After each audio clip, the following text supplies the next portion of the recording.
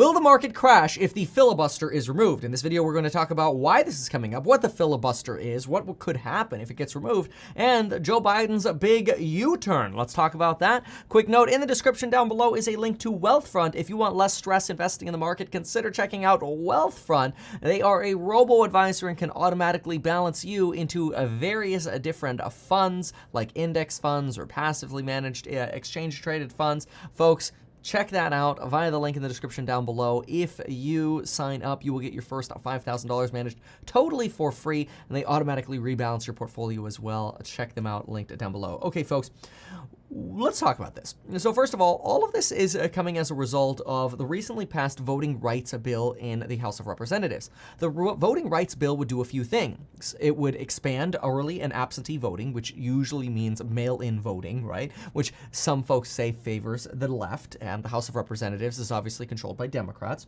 This bill would make it easier for people to comply with state voter ID laws, make automatic voter registration the national standard, and give people who are incarcerated the right to vote after they finish their sentences. The bill would also make or reinstate this automatically.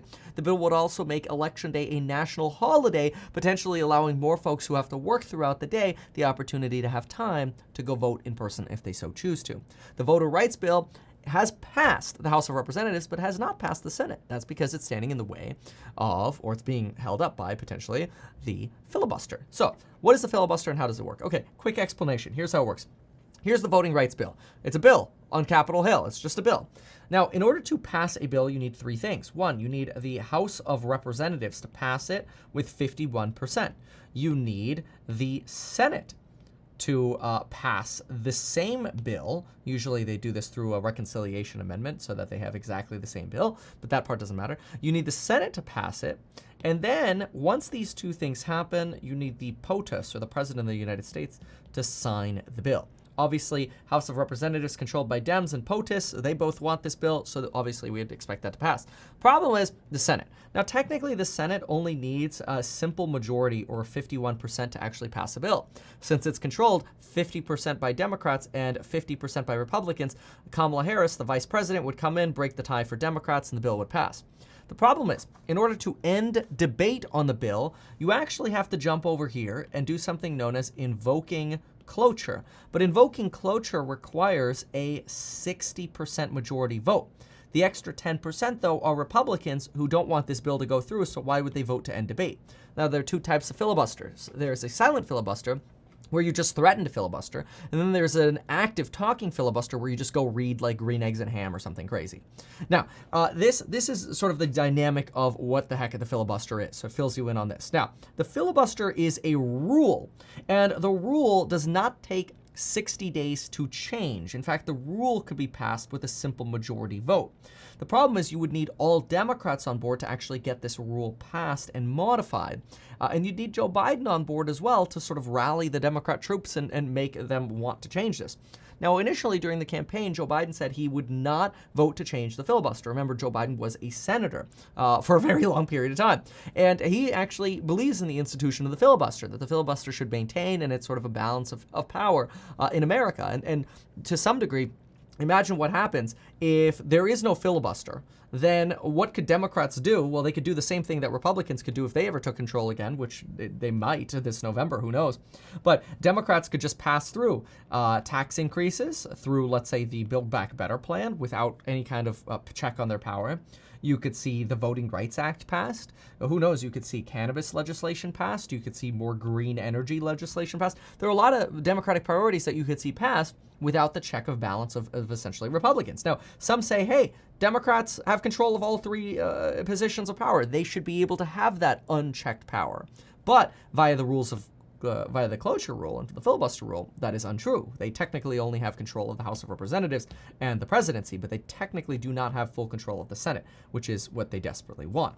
So that way they can get their action through rather than sitting stalemated like we usually see.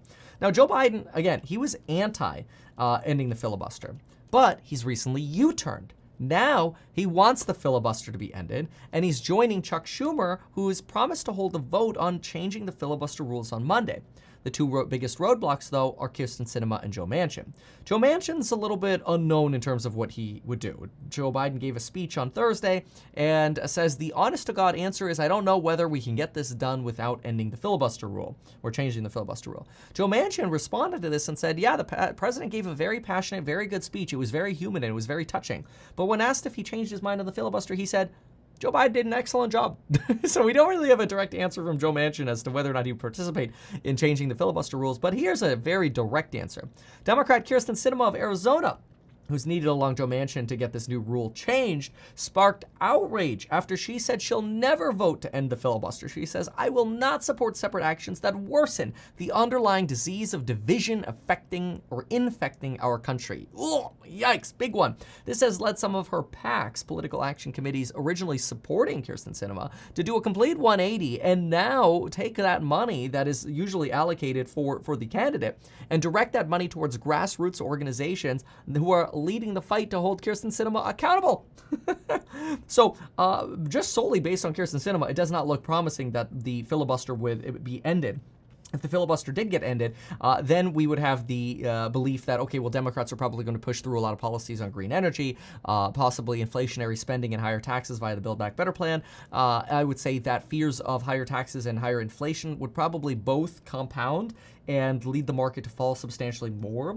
So I would be under the impression that ending the filibuster would be bad for the market, not a bullish thing. However, I also don't expect that it would actually end up going through. What I do expect, though, is that you're going to open up that description down below, check out Wealthfront, check out the programs on building your wealth with a coupon code in a couple of weeks, and you can even go to mckevin.com/cashflow for some future announcements. Anyway, thank you so much for following this video. Consider sharing it if you found it helpful, and folks, we'll see you in the next one. Thanks so much. Goodbye.